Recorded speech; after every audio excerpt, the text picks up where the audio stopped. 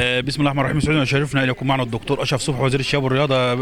كلامنا حضرتك النهارده عن زيارتك لمحافظه الفيوم وعن التوسع في تطوير مراكز الشباب بنظام البي او تي والاستثمار فيها.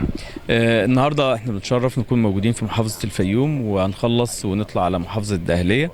محافظه الفيوم في الحقيقه في حجم كبير جدا من الانجازات اللي حصلت. يمكن النهارده بنفتح باكوره الانجازات في مجال التعاون ما بين القطاع الخاص والقطاع الحكومي. القطاع الخاص طبيعي باجراءات طبيعيه بدراسات محوكمه، ان في مركز شباب الطمية بيتعمل فيه شاليهات، بيتعمل فيه حمام سباحة، بيتعمل فيه محاولة إلى منتجع. كمان لا يغفل فيه الخدمة، فبنسيب عدد ساعات للخدمة اللي موجودة القطاع الخدمي. لكن التطوير هتشوفوه النهاردة لما نروحوا على أعلى مستوى، كله موازنة من القطاع الخاص. كمان في التشغيل دي احنا بنضمن درجة عالية جدا من التشغيل والنظافة وجانب الأمني كمان، اللي بيه زي ما يعني لسه بنأكد ان احنا القطاع الخاص